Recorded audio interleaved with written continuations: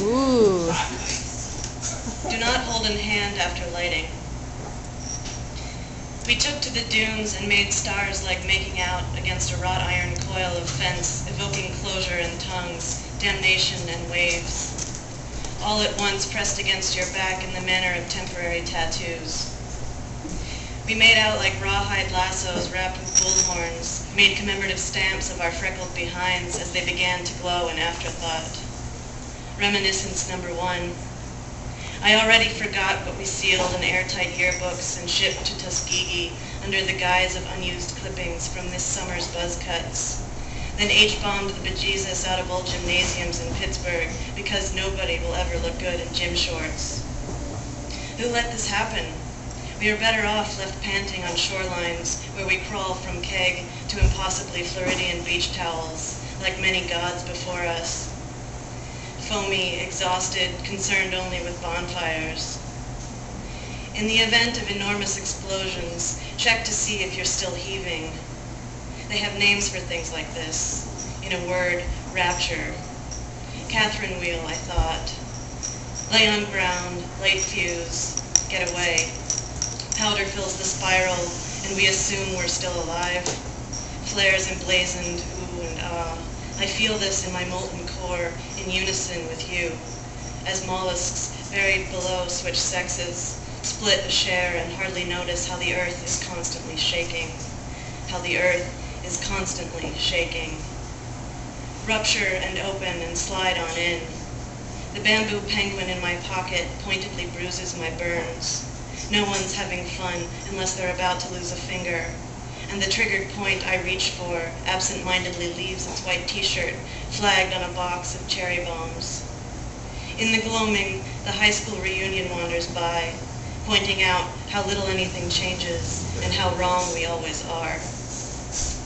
This is called Toward the Blue Peninsula, which is the title of a Joseph Cornell box collage thing. 1. There's no hot air balloon holding me up.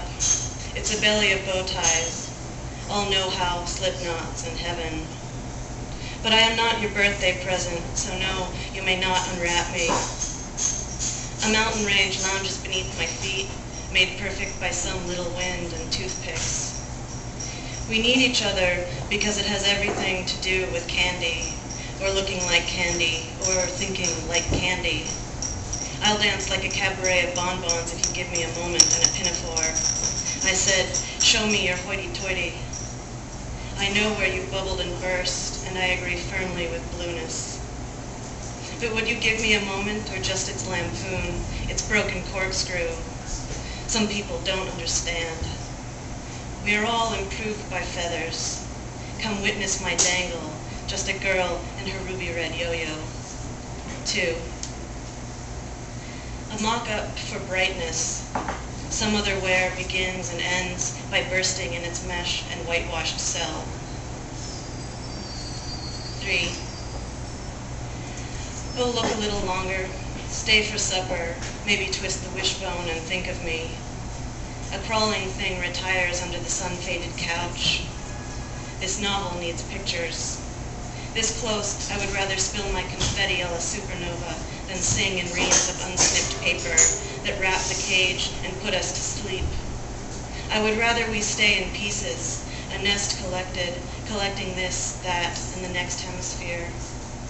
We'll keep it warm until it's ready for rounding. The bottom of the sea is an overwhelmed desert. My goggles tell me there will always be something between us. A simple hinge is what we need. Once I had a night and cut out its insides. Then I had a morning and folded its 2 squares into 16 hollow boxes. There is never, no never, enough holding.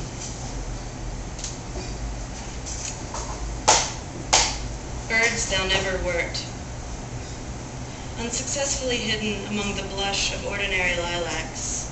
So what do I call myself but peregrine falcon or hooded warbler? On the verge of migration, avoiding bees. Give me a hawk's eye or nothing else, caught in the sun and fiercely yellow. I lay my ping-pong eggs in others' nests. I scramble in the brush. I conduct all courtships mid-air. I, emerald green with sapphire throat, have grown adept at the visibly fleeting. And this poem began as a translation of a poem by French poet Paul Éluard, and then I had my way with it, and it's not really a translation anymore, and I don't quite know what to call it, but only.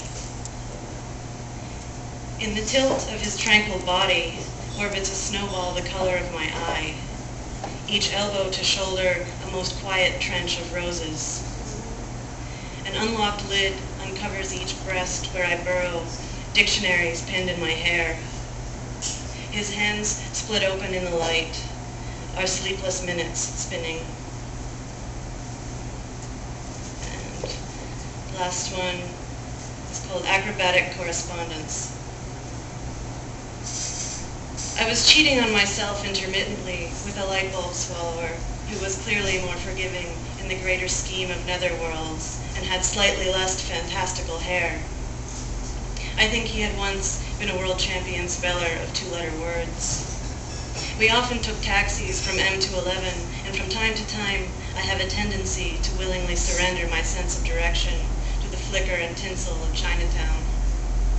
Drive on, I will say, erasing the names of bridges from my lexicon, erasing the very bridges from where they stretch from one island to another. The middleman is easily distracted with a nipple. The distracted are often easy. Even a suggestion of circles draws a stare, but it would be a mistake to actively seek connection. Between us, we liked to dine à deux. We were very much into the same accordion players and equally pro-produce. Looking with an unstructured gaze directly into one another from across tables and rivers became rote. The match seemed as sure as it always does, and then, again. After 3 weeks, I grew to understand the truisms of cutlery.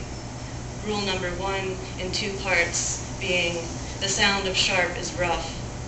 Dullness has no place anywhere. Thank you.